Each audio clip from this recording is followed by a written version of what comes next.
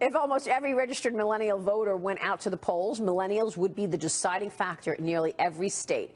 So we have assembled a millennial roundtable. Joining me right now is attorney and radio host Christy Kunzig, National Review reporter Katherine Timpf, and Democratic strategist and the Accountability Project founder Nomiki Konst. Ladies, good to see you. Thanks for having us. Thank you so much for joining us. So I know this is a brushstroke generalization, but when you look at the millennial generation, your generation, where's the vote? Kat. I don't really support anybody right now, so I think that there's still room for me to be swayed. I don't even know any more than anyone in any other generation knows what to think about this election. It's gone insane. People are fed up with the establishment. Hillary Clinton is doing terribly with millennials, myself included. I know who I hate the most, which is Hillary Clinton. Why? Why? Words. No, because she represents everything about what millennials don't want right now. She's in the system. She doesn't play by the rules. And when she tries to talk to millennials, she's not actually reaching out to us. She's so obviously pandering. Like, tweet us your student loan debt feelings and emojis. It's like, you don't even know what you're talking about. And I know that. So just be yourself. Yeah. That's very important sentiment, because people just want authenticity. Yeah. And that's why Trump is resonating. What about you? Well, I have to agree with Kat on this one. I think that the establishment, both the DNC and the RNC, are clinging to what they know, and as a result, they're pushing away independents, which are the majority of millennials are now registered as independents. That's the future of our country. And to go back to Eric Trump's point, I actually think he's right on this. Every state has such complicated registration. They've got absentee ballots, early ballots. Sometimes they're the same thing, sometimes they're different.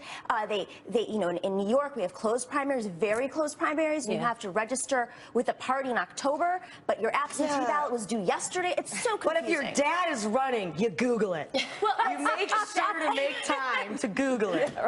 I mean, he has assistance for that. Yeah. But to go back to your point about Hillary, she's running against the 90s. And the 90s era policies, her husband's policies, ironically, are what put most millennials where we are today. Struggling with student loan debt, the fact that the cost of living is so high, the list goes, criminal justice reform. Mass incarceration. Mass incarceration, exactly. Right. Wow. Okay. So you blame Bill Clinton. Oh, absolutely. And a little Republican. Yeah. Christy, what do you think?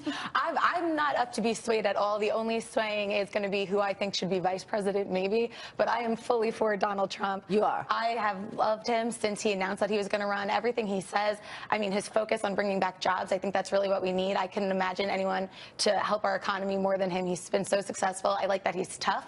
I don't think he's going to take anyone's nonsense. He's going to go in and just turn things up and do what's best.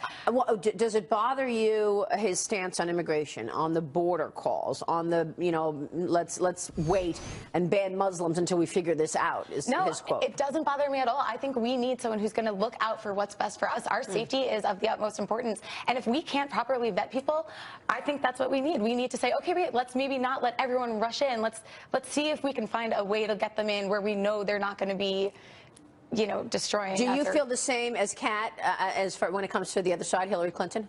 Absolutely. I don't think millennials like her. I think that no one trusts her. She's a liar. And there are a few people that actually, it worries me. Some millennials that I've spoken to are, I don't really need to trust the president. That's horrible. How can you not trust your president? Well, this brings me to Bernie Sanders, because Hillary Clinton is leading in the latest Quinnipiac poll right now. But Bernie Sanders says he's not worrying about it. He's eyeing the general election. Listen to this. I want to get your reaction. In general election poll matchups, we are beating Trump by 20 points.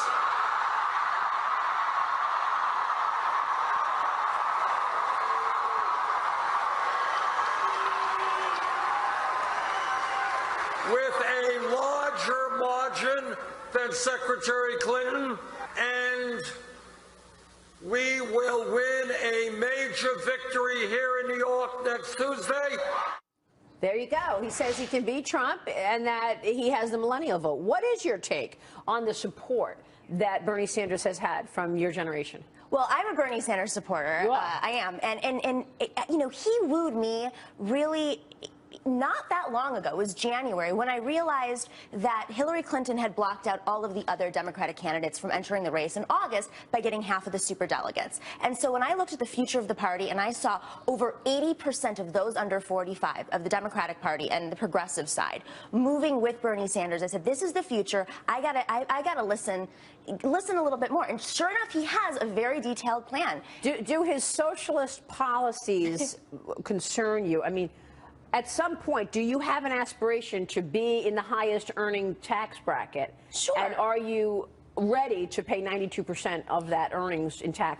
Well, that's not entirely true. I think what he's trying to do is he's trying to reconfigure the economy so that the burden is not on the backs of the middle class. The burden is not on the backs of the secretaries and the working class. It's, that the wealthiest 1%, that corporations pay their taxes. So they should pay 92% is what you're saying. Well, they should pay a fair share in taxes. I plan on being very rich, and I don't want to have to pay 92%. But that hurt our economy. I mean, trickle-down economics didn't work. We've seen that after the last 30 years. And even Morning Joe, they said that on your competing show. Joe Scarborough said trickle-down economics doesn't work anymore. And so Republicans are coming out and saying we got to change the system. What we need to do is motivate people again. And I think Bernie Sanders kind of does the opposite of that. He encourages people to slack off because don't worry, we're going to take care of you. The government will take care of you. It's not your fault. Free everything. Yeah. That's not true at all. What we need to do Listen is to what he's encourage saying. people. Go work. Get the American dream back where it used to be, where you can work, you can achieve anything, and make something of yourself. Yeah, I like what Kat said. Yeah. She's planning on being very rich. I want to be. I don't want to be. I plan to be very, very rich. Exactly, and you got plans in place for that. Yes, and I you're do. not about to give a majority of it to government. I'm definitely not. And I get Bernie Sanders as a likable dude. I think I'd have fun going out to brunch with him. That'd be fun. If I went out with Hillary, I'd be like, I need to bring a food tester because I don't trust this lady. God. So I get why people would support him over her, but I don't know how you can be a motivated person and a Bernie Sanders supporter at the same time. So do you believe that college is going to be free? I think that there's a system in place where if he's worked better with Republicans than any other Democrat, so I think there's a possibility you can negotiate in getting college as cheap as possible, but you don't negotiate from the middle like Hillary Clinton. She's basically saying, well, everything's okay. If you're hurting, if you feel like this economy is not working, it's okay. We'll try incrementalism. That's never worked ever. So Bernie Sanders is just trying to negotiate from the best place possible. Yeah. Hopefully. All right. Final word here. What is it going to take to make a choice? These two